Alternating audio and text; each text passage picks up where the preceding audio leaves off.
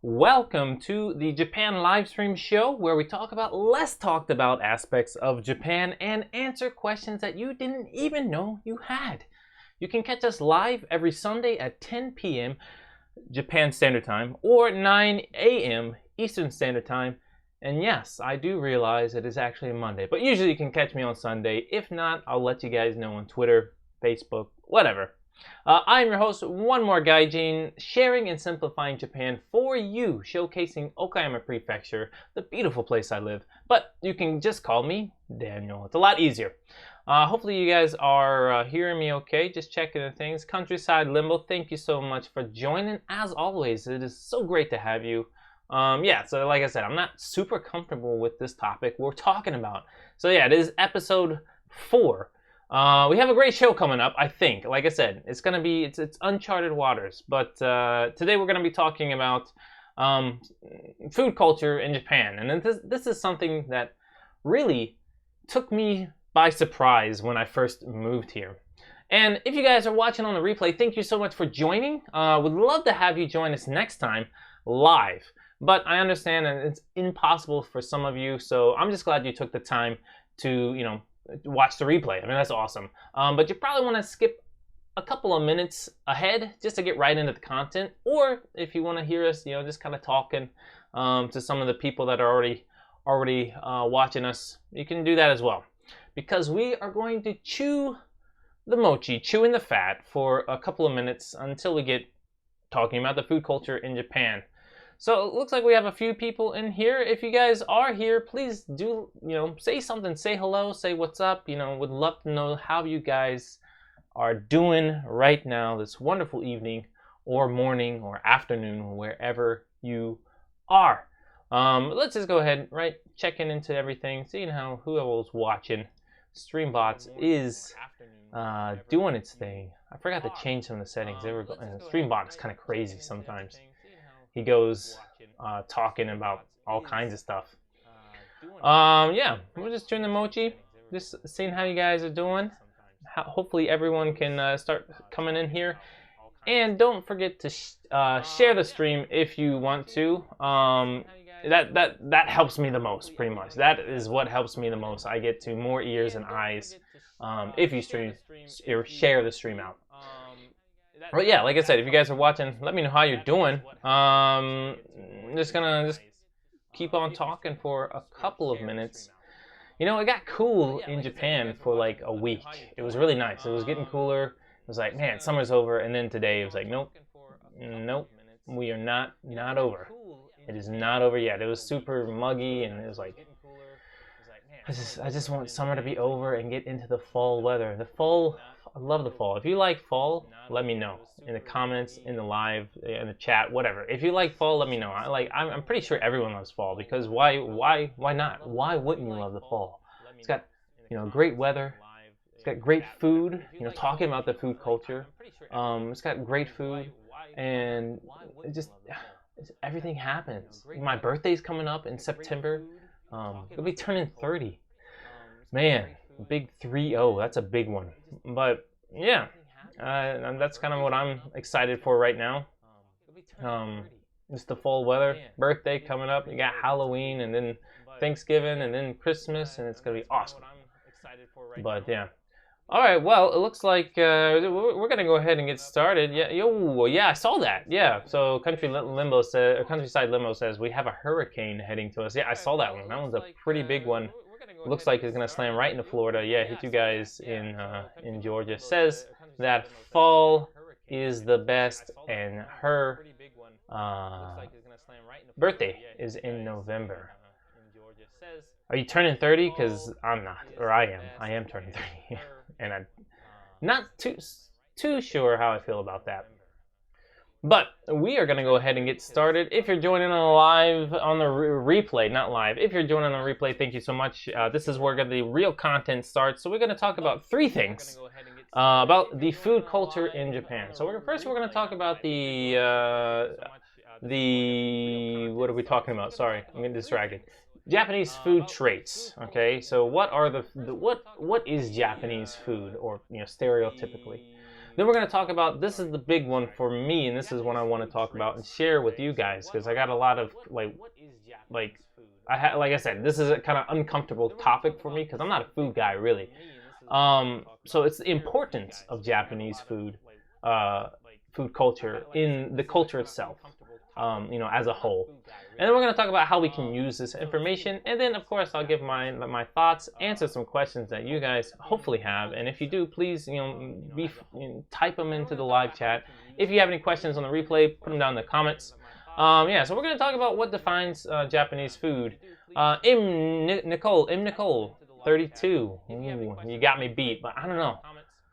Turning 30 is it's a big milestone. I'm probably overestimating it, but first, we're going to talk about, so Countryside Limbo says family. If you ask my family, Japanese food is rice and raw fish. That is definitely a part of it, but not the whole story. So what defines Japanese food? The big ones. These are the big ones. Variety. Okay, so it's not just raw fish and rice.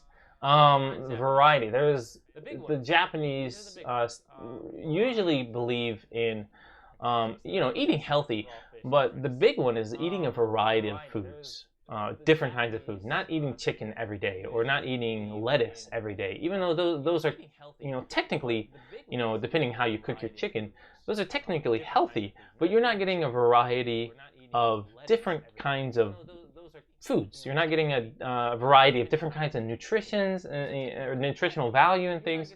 So variety is key to the Japanese diet. They even go by color. You have to eat a lot of different colors, which is a strange way of thinking, at least to my American brain. Thinking about colors, eating they call them paprikas or red bell peppers and yellow bell peppers, eating different kinds of fish and meat and mushrooms and just all kinds of different kinds of vegetables, having white vegetables and green vegetables and red colors, yellow colors, all of those kind of mixing in, having just a big variety of different kinds of food. So that's one big Japanese food trait. Let's take a swig of water. Next one. It's a weird one. Yeah, so she Countryside Limo again being super active in the comments in the chat. The colors concept threw me when I first heard it too. Yeah, it's just a completely kind of different way of thinking, but it's good as long as you're not eating all this candy is different colors. Not that way, but different colors in healthy food. So the second one is seasonal food. Japanese food is very seasonal. A lot of countries have seasonal food, of course, especially when we were just talking about fall. Fall is the big one. That's the harvest season.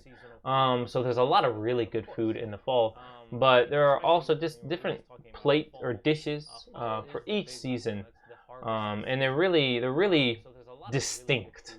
They're really of course in America we have all the different seasons as well, but we don't really distinguish a lot of our plates and dishes by different seasons. You can still eat mashed potatoes and fried chicken and peas and stuff, another time. Well, in Japan, a lot of the food and dishes are seasonal. You have your hot pots during the winter. You have oden during the winter as well. You have really fresh food, fresh fruits during the summer. It's all really kind of based on the weather and the season. And then Countryside Limbo said that her family thinks Japanese people only eat rice and raw fish. But a little bit of that is true. Rice almost always accompanies their dinner or their lunch or even their breakfast as well. So a lot of people, if you don't have rice, they feel weird eating dinner without rice. It's a strange thing. And a lot of times I'll have the questions asked to me. It's a weird question, and like I don't know how to answer it a lot of the time. So like, you eat in America, you ate bread all the time, right?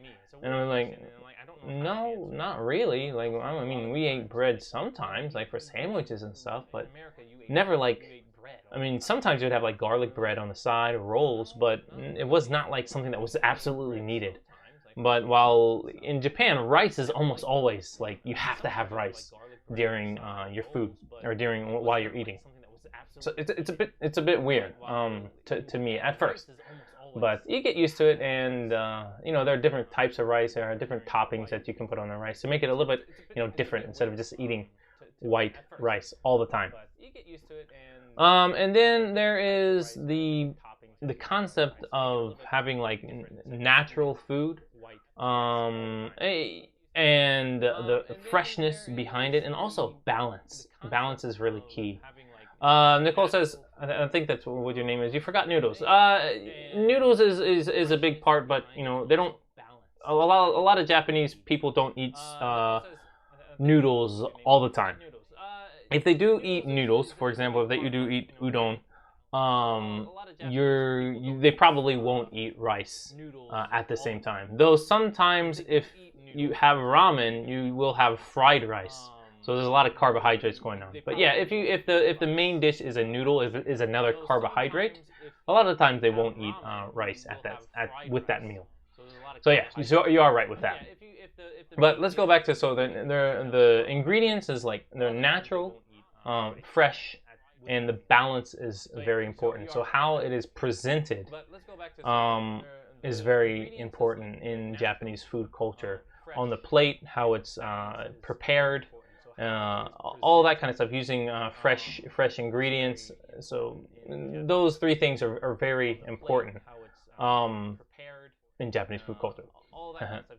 But not to say that Japanese food is perfect. In fact, obesity in Japan has been rising. We'll talk about that a little bit more. But Japanese people seem typically to be very thin and very healthy and very in shape. But the obesity rate is rising, and like I said, we'll talk about that. Countryside Limo says, yeah, presentation always looks so pretty. Yeah, some of the stuff, I mean, it's just works of art, and a lot of the times that's just at a normal restaurant. Like it's so important to look good in Japan that it's just seen as normal. Yeah, it's pretty cool, and to have it look so nice on your plate. In Japan, that it's just seen as normal. But like I said, obesity is kind of rising. But we'll talk about that more later. Yeah. If you're enjoying the show, don't forget to like the video as well. That does help this show get seen by more people. And hey, if you want to hit the bell and subscribe, if you haven't already, if you're watching on the replay, please do that if you want to. If not, that's fine. And then sharing. I'm all about sharing and simplifying Japan for you guys. So we're going to talk about the importance now, the importance of Japanese food culture. So, I've got some stories about this, me learning this kind of, like, it was a really kind of out of left field for me.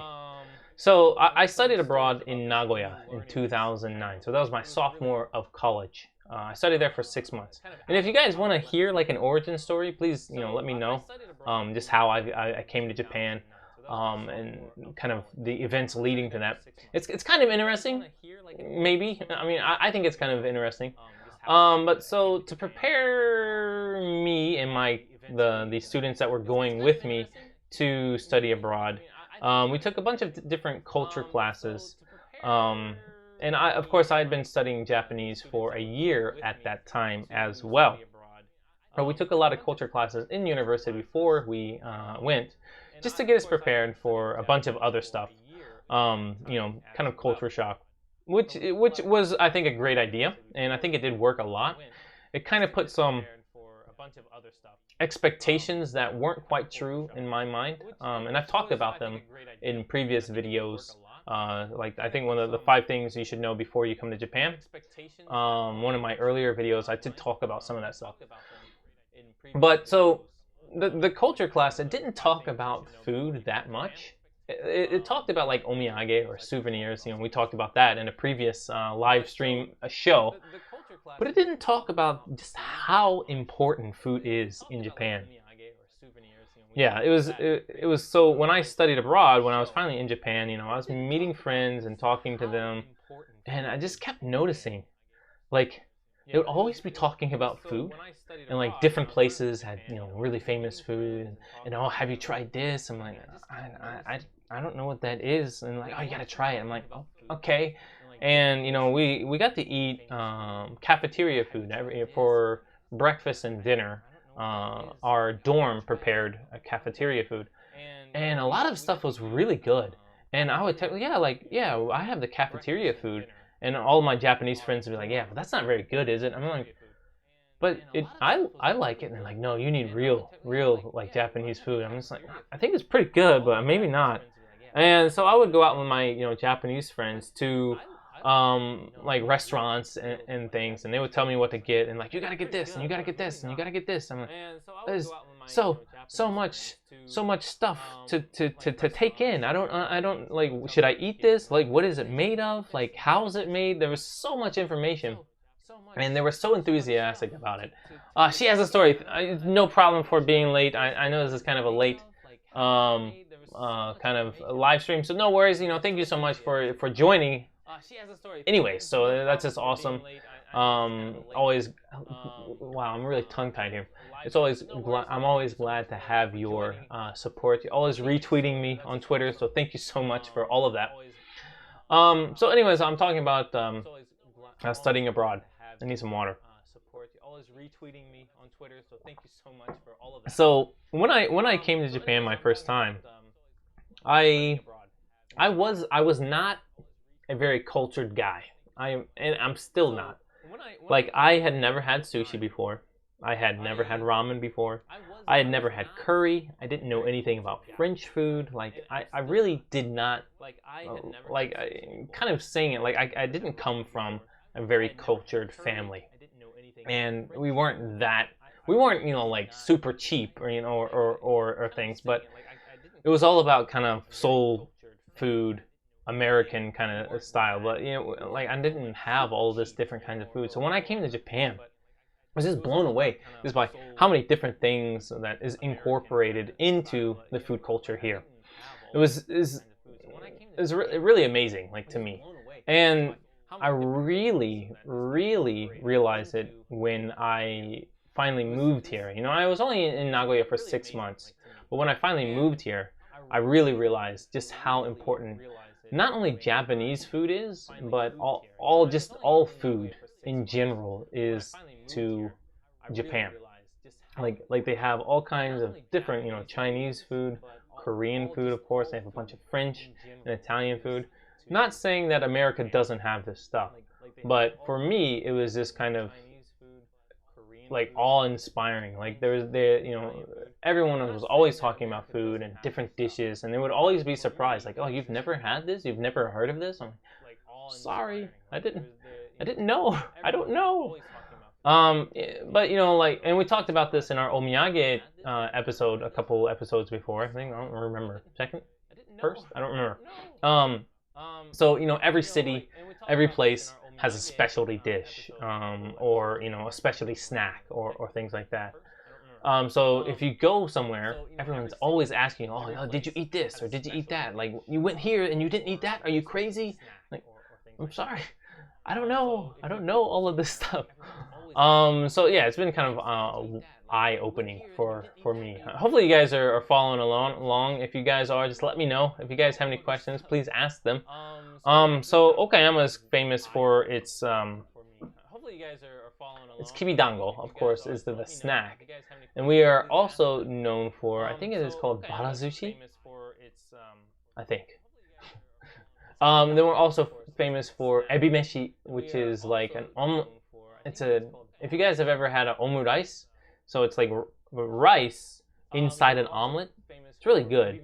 But the Okayama style has, like, I think it's a demi-glace sauce in the rice, and then has shrimp in it, and then there's an egg over it. It's pretty good.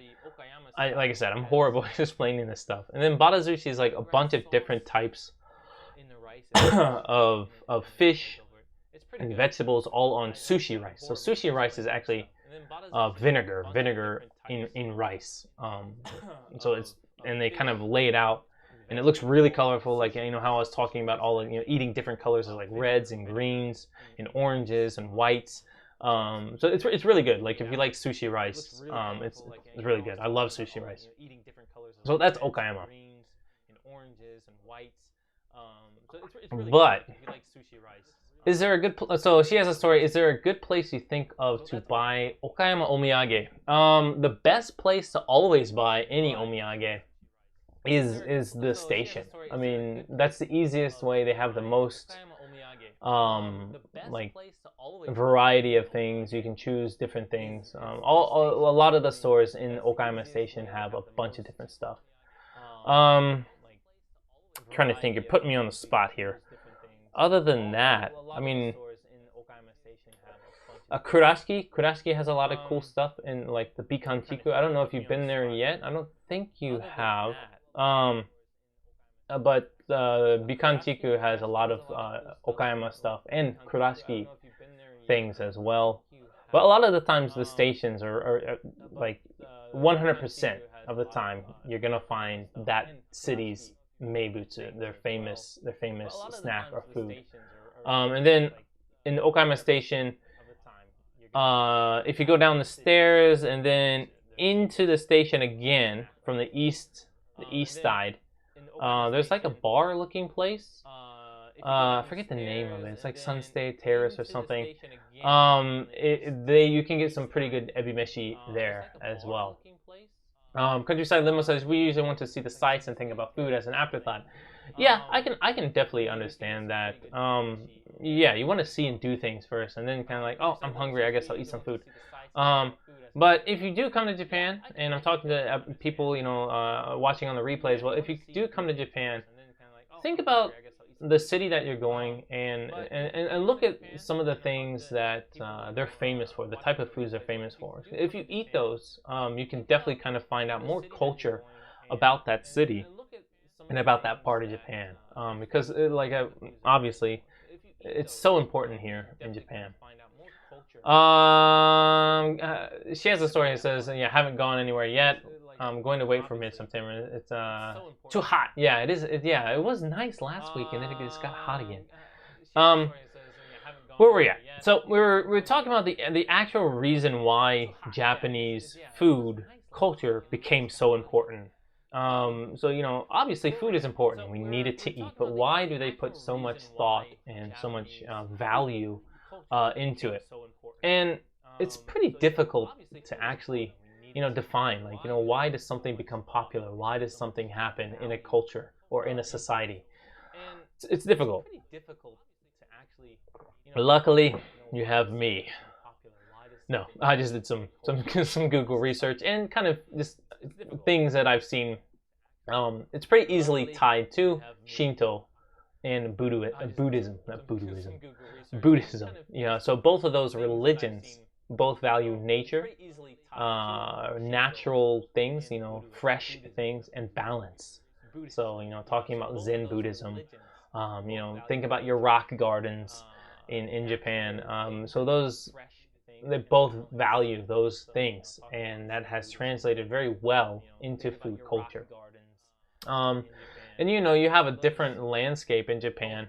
You have like where we are in Okayama, there's the Seto Inland Sea, and it's kind of got this like Mediterranean kind of feel to it, with a lot of fish, obviously all around Japan. But these heartier dishes, happen to be eaten in Hokkaido, where it's really cold, and saltier dishes tend to be eaten in more in Tokyo and things. And there's just a bunch of different geographical, cultural significance. I don't know what I'm talking about today. I'm really tired. No, I'm not that tired. But there's a lot of different places around in Japan, and they have their different styles of food. Like if you have, for example, for New Year's, there's called ozoni, which is a soup that you put mochi in. And mochi is kind of like a rice cake. It's not sweet, but it's just a very it's pounded rice that kind of turns into kind of goop. Yeah, regional influence, country limit, always helping me out on my English. So they put this ozoni, they put the mochi inside, but the ozoni soup itself, a lot of different places, regions even, they make that soup differently. Some is saltier, some they use like miso, some they use more soy sauce. So it's different. That's just one example, obviously, but there are many. And then you also have the influence from China and Korea and other southeastern countries. And now, obviously, the West is really influencing a lot of food in Japan as well. Just a side note, this is pretty cool for me. Japanese food, which is called washoku, probably a lot of you guys have heard of it, is actually one of two food styles, food cultures that is recognized as an intangible cultural heritage by UNESCO. That's a lot of words. So the food culture itself, washoku, is recognized as a intangible cultural heritage. Pretty cool. So I think we're gonna maybe head into our quiz time here for a second. So I'll ask you guys the questions, one question, and then I'm gonna take a little bit of a break. And so the question is, which noodles are not of Japanese origin? And then I'm gonna take a little bit of a break. And we are back. So a little bit of a problem here. So I said that the ebimeshi was demi-glace flavored rice. It is curry flavored rice. I checked in with Arisa, and she says that you are not an Okayama person because you don't even know what ebimeshi is. And I bowed to her sincerely. And then I said I would commit seppuku, but she said, no, you don't have to. Just tell them that it is curry-flavored rice and not demi-glace. So there you go. Countryside lemon, isn't it ramen? Because I remember hearing that it originated in China.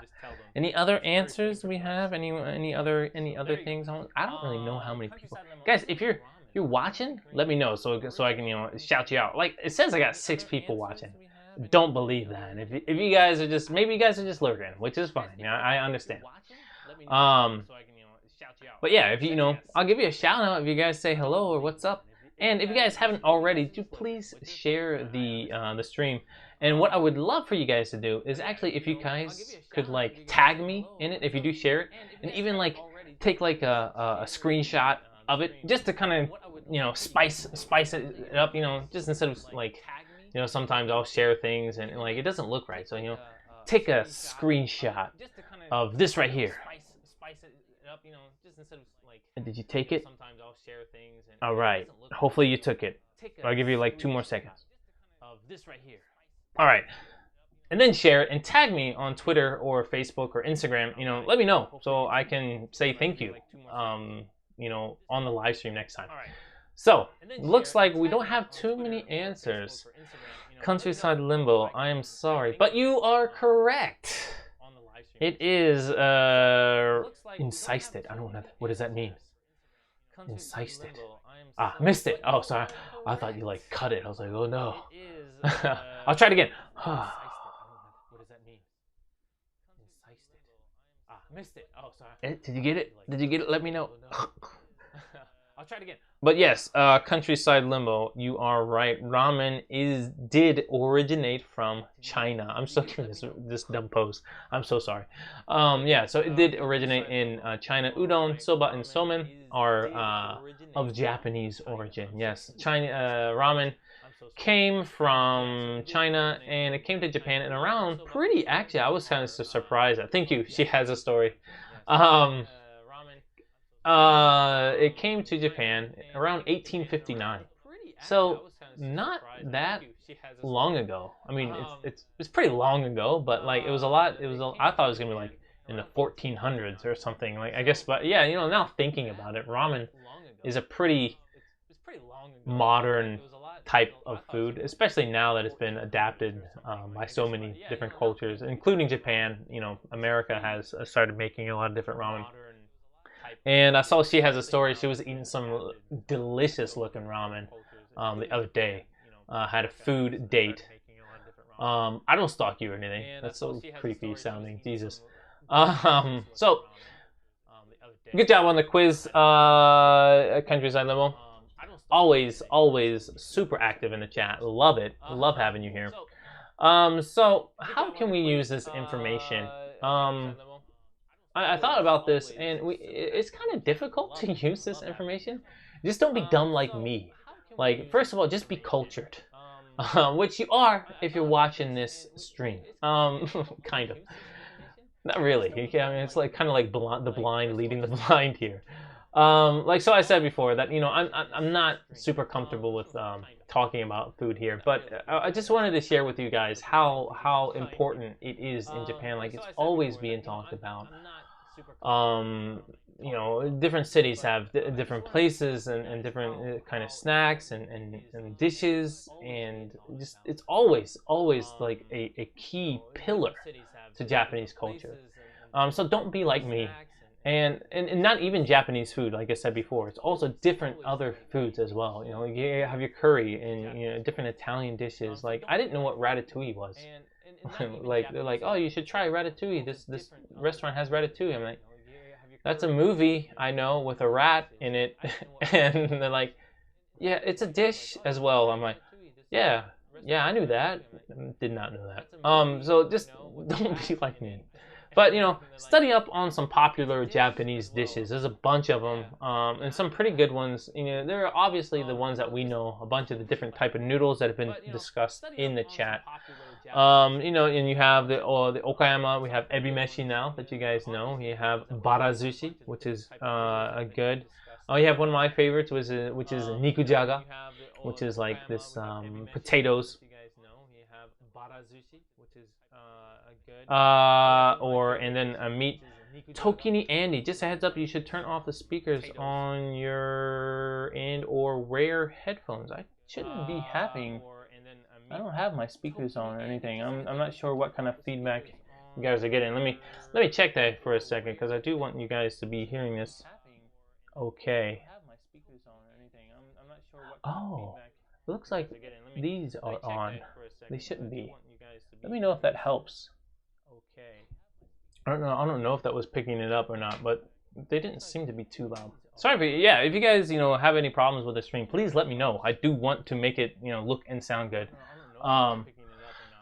Countryside Limit Japan always has the ability to take things from other countries and make it their own. It's very fascinating, like curry noodles. Even America. Yeah, Japan is kind of the king of taking things and making it their own, giving it their own Japanese spin. Not with only food, but technology and cars, obviously a big one. Different other things as well. Andy, let me know if it sounds better. I hope it does. Yeah, where were we at? So yeah, and study about some popular Japanese dishes, and if you're going to a place, please check it out. Check what are the famous foods in those cities or in those prefectures, because that will tell you so much about the culture of that prefecture or city itself. And then really take notice of what you are eating and what other people are eating as well. And don't be afraid to ask questions. What is that? What is it made of? What kind of sauce is that? Because once you start asking those questions, you can kind of decide what you like and what you don't like. Going off of that, be ready to try anything. Go into Japan with an open mind. Try to eat. I know some people are picky. Try to eat as much as you can, even if it looks a little bit weird. You never know. You never know, because a lot of Japanese food is just really well prepared. And we got Arisa, the moderator. You guys better watch out. And here, Japanese foods are beautiful, healthy, yummy, and not many fat people are here, which is a nice country, right? Yeah, so that's kind of what I was going to talk about at the end. So some final thoughts on Japanese food culture here. Countryside Limo asks a very good question. Have you become more of a foodie since you've gone to Japan? Yeah. I mean, I've been living here for 8 years. You kind of have to be almost like it's everywhere. I'm talking about everywhere. I didn't even talk about this, but if you go onto the TV, there are so many food channels, and they're always talking about. Sorry, Andy. I don't really know what that is about. I'll have to check into that later, man. Sorry, if that is distracting you. Like I said, I do want to make the stream sound good, so I'll have to check in that. Thank you for letting me know, though. Yeah, so I have become more of a foodie since I've gone to Japan, since I've been living here. Like I said, you kind of have to because it's everywhere. And it's just honestly, it's really good too. Like that's the big one. It's really really good. So talking about things that are changing now. So the Japanese diet is changing. The food culture is changing because of influences from other countries. So there is a rise in obesity, and also lack of nutritional education. So these kind of things started. Also people skipping breakfast, which is typically not a good thing. Usually, but it caused Japan to kind of enact this law, which is called the Food Education Law, or shokuiku. Shoku is food, and iku is like study or class or education. That's why it's called Food Education Law. I don't know why I didn't just say education. So in 2005, so pretty recently. And what this law did, it's not like saying, hey, you have to eat healthy. It's trying to get the cities and the municipalities and the prefectures to promote food education more in schools, daycare facilities, in the communities, and also kind of developing their own like interaction between food producers and consumers, and supporting activities to preserve traditional food culture in Japan, and also kind of promoting the research on diets, studies on diets, or the diet, I guess I would just say, and food safety and nutrition, and just trying to have an exchange of information between consumers and producers and the government. What would it be called? Government groups, government, like I can't think of anything right now. Thinking about that exchange of information. So that was enacted in 2005, and you definitely have started seeing it more in Japan. Now they've also got this. I should have prepared the picture. I forgotten about it, but it's called the Japanese food top. And that's not gonna food pyramid, spinning top. There we go. If you put that in the Google, you can see what I'm talking about. So the Japanese food guide spinning top is designed to represent this a top, a spinning top. The ones that you kind of throw with a string and it spins. So it's upside down.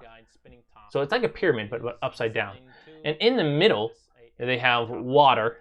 That's the middle. That's the pillar. And then you have people running around the top. That's your exercise. And then they have all kinds of very similar to the Japanese or to the American food pyramid. Your carbohydrates, the base forming or taking up the bulk of all the food.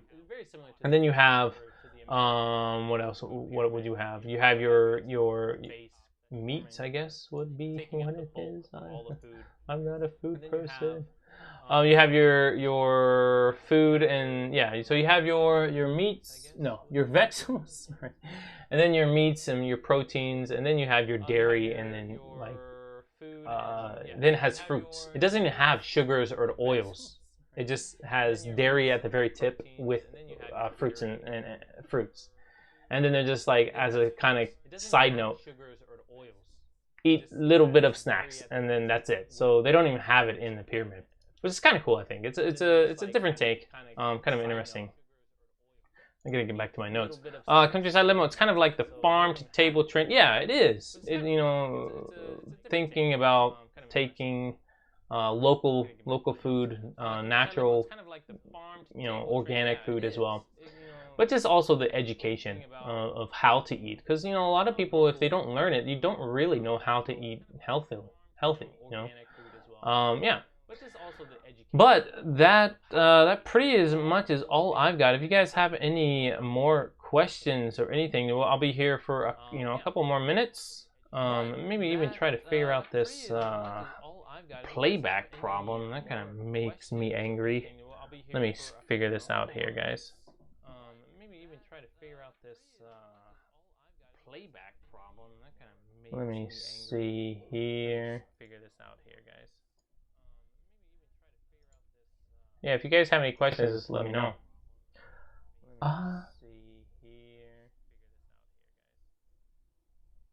Yeah, maybe. Yeah, if you guys have any questions, just let me know. Can hear something. I don't know what would be causing that. Yeah, maybe. Can hear something. I don't know what would be causing that. I really don't. I'll have to figure that out later, guys. But yeah, if you guys don't have anything else, if you guys do want to see any topics that you want me to cover, please do let me know in the comments down below, or on Twitter or Facebook or Instagram. Countryside Limbo says, what shocks you about food culture between Japan and culture when you visit America? Definitely the proportion sizes. The proportion sizes are ridiculous in America.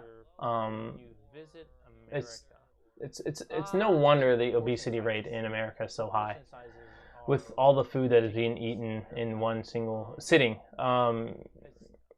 I don't know who's to blame for that. I don't want to blame anyone for that, but I think the government could be doing better at promoting better health.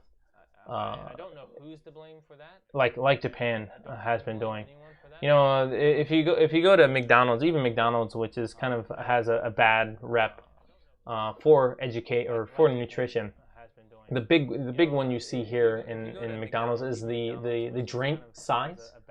Like the Japanese L or large is like, I think, the American medium, or even no, not even, it wouldn't be small, but it's about the medium, and that's about all they have. They don't go into these like extra larges or big gulps. Like they don't have them. And also at restaurants and things, there isn't you have to add extra to have all you can drink soft drinks and juice and stuff like that. Usually, a lot of the places don't have free refills or anything, and a lot of calories come from drinks. So I think that's one of America's biggest problems. She has a story. You said you would like to see a part 2 or a deeper look of Okayama restaurant and bars. Yeah, I mean, I would probably do that with. I'd like to do that with more of my just video styles. I wouldn't mind talking about that with live if you guys do want to talk about it. But I would like to show some videos. More cinematic kind of styles. I would like to go back to a couple of different places. But yeah, I do have a few, like on the brewery, a brewery in Mimasaka, which is the northern part of Okayama. This guy, he brews alone. Like he does everything by himself. Amazing. And he's got some pretty good beer too. He's got a little bit of ways to go, but it's pretty good. And then I did do the one on the Rainbow Craft Beer Bar. And that one was shot on my phone. I think that might have been one of the last ones I shot on my phone. Would like to kind of do that one over, but it wasn't very popular. But yeah, I liked it. I like that's the place that I usually go to. Beer culture in Japan, I definitely have thought about that. I have some pretty good connections in Japan. Or some guys that know a lot more about beer culture in Japan than I do. So yeah, that's definitely. I have that actually written down. So that is it's good to hear that you guys would like to know more about it, because you never know. with my audience. I think sometimes I have younger people watching, you know, that are kind of, they don't really care too much about beer, so I never know. But I probably will do it anyways, just because I love beer. I love it. I love alcohol. But I need to stop talking about this, or maybe I'll get demonetized, which I'm not monetized at all, anyways. But yeah, if that is pretty much it, you know, guys, thank you so much for joining. I'm gonna hit the end screen, so don't be alarmed. Just for the guys that are watching on the replay, if you haven't, Henry joined. Henry Martin Harris putting his full name for the internet to see. Just when I was about to leave, Henry comes in and makes an appearance, making me stay. So if you guys, where would you see? So Henry helped me film a lot of my videos. You would be able to see him in my Okaima travel guide. He's the guy that's walking behind me, like zigzagging, and he helped me. He filmed me a lot of the times. But he was also my co-worker, a very close friend. I went to his wedding. Hopefully he's going to be coming to mine. Should be coming to mine. He better come to mine. So yeah, I'm gonna fly in here. You just caught the tail end of it, man. Yeah, Live Danchan. That's my nickname. But yeah, you just caught the tail end here. I was just about to say goodbye. But if you guys do have anything else, please just, you know, keep typing them in the chat. I will be here a couple minutes later. I'm gonna go to the end screen, so don't freak out, anyone. Alright guys, that is the end of the episode. If you want to watch some more of me doing my best to entertain you guys and share some Japanese culture, please check over there. And if you want to see what YouTube wants you to watch, go right there. And if you want to subscribe, go right there. Alright guys, that is it. Thank you so much for joining. I'll see you.